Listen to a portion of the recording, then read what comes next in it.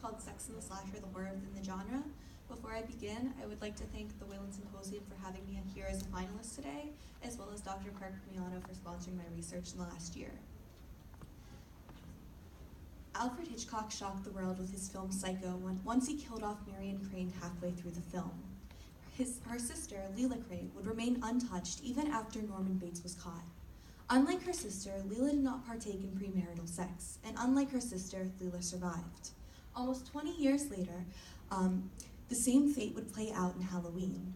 Once she slashed her way through Michael Myers, Laurie Strode would remain the lone survivor, just as she was the lone virgin. Not isolated to their specific films, these women would transcend their characters to represent more than just Lila Crane and Laurie Strode, but the idea of the final girl, establishing a trope within the genre. The final girl is a constant in the slasher genre since its beginning with films like Psycho and Peeping Tom. As it evolved from classical to revisionist, the societal values changed, but the final girl continues to serve as a key piece of iconography within the slasher. While she is always the main trope and sole survivor, the cultural context that has altered the way she is portrayed. Her appearance has remained the same, but her workings within the mode of victimhood has evolved. Before analyzing the final girl, it's important to understand genre. Genre itself translates to a kind. When we refer to the genre of a film, we are describing what kind of film it is.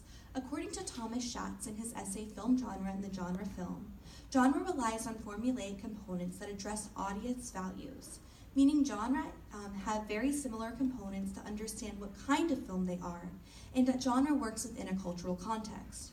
Horror, like most blanket genres, adapts to cultural and political touchstones of the period, which allows them to progress and change. Stephen Neal writes about this in his essay Questions of Genre.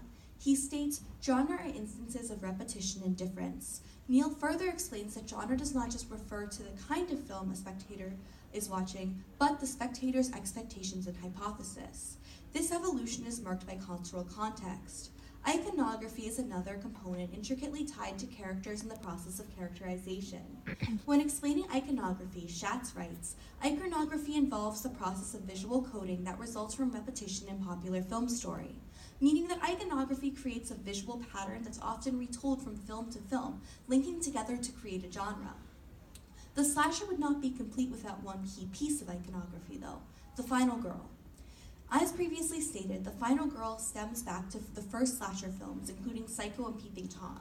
It was because of characters like Lila Crane and Vivian in their films respectively, that the final girl was engraved into the viewer's mind. Final girls are young, smart, white women who are conventionally attractive and seemingly good. These girls survive because of their pure nature and innocent look. This use of iconography or visual coding allows for audiences to make their hypothesis about the film, or in the case of the slasher, who survives.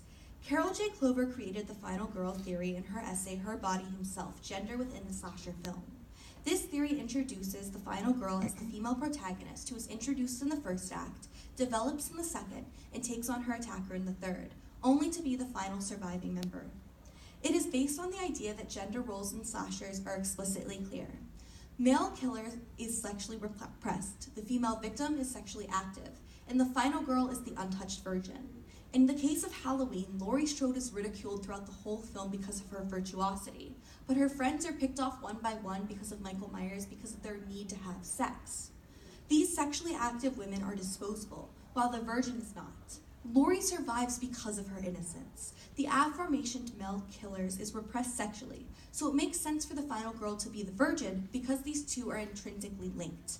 This leads to Clover's idea of cross-gender identification within the slasher genre. Clover writes, the final girl is the male surrogate in this Oedipal homoerotic stand-in. It is only for the purpose of signifying the male lack. She states that the final girl crosses over into the territory which is usually mandated by male traits. Towards the end of the third act of the slasher film, the final girl must take on her attacker through physical altercation. She disarms the assailant with the use of a phallic weapon that he had used to torment her, in turn taking his own autonomy and pushing it on him. In Halloween, Laurie stabs Michael with a knitting needle, a wire hanger, a knife, all phallic weapons. The physical altercation is more about the division between these two characters and how the final girl must morph to survive. As Clover writes, the final girl is the female victim hero. She must mentally shift from victim to killer in order to become the hero of the film, which stems from the violation of explicit gender roles within the genre. Susan Hayward explains iconography as markers throughout time. She writes, iconography also refers to the historical marked. Icons of one period will not be icons of another, so it points to the shift over time of the look of a particular genre. Just as Schatz writes about how genre reflects audience values, Hayward explains that iconography will revise itself. The final girl remains a constant within the genre, but the cultural context of women has changed. In the early 1960s, the classical era of the genre, women in the United States were not seeking employment due to engagement in the household. Women on a large scale were in charge of the home, while men were providers outside of it. Around this time, the classical slasher films like Psycho focused more on the male killer's pursuit of his victims. Iconography was more focused on the frozen nature of the girls when they become face to face with their killers, like Marion Crane, helpless in the shower. This decade acted as the swell before a huge gender-based cultural shift. Towards the 1970s, second-wave feminism was popularized, and it broadened the debate on equality issues such as sexuality, domestic violence, reproductive rights, women in the workplace, and more. The role of sexuality in film has also changed. The slasher of the 1970s in Texas Chainsaw Massacre and Halloween are films that Clover centered around her research because they utilized cross-gender identification more aggressively as these women were actively taking on their killers, pursuing them. Films like Halloween are the perfect example of agency of final girls as the genre moved from classical to revisionist and second-wave feminism grew. What we see on screen should reflect what we see off screen, so it would make sense for films to mirror these cultural shifts. In the classic slasher stage, the final girl would scream, stare, and wait for the police to catch her abuser. She survived but did not rescue herself. That all changed in the revisionist stage, where the final girl partakes in cross-gender identification, both physically and mentally. She takes on the role of the killer towards the third act of the film, giving her agency. In the 1970s, second-wave feminism shed a light onto real issues about female autonomy and the place outside of the domestic sphere. The final girl is the perfect example of how iconography can change while on the surface looking the same. Lila Crane set the stage for girls screaming at their knife-wielding killers, but Laurie Strode proved that the final girls will indeed fight back. Thank you.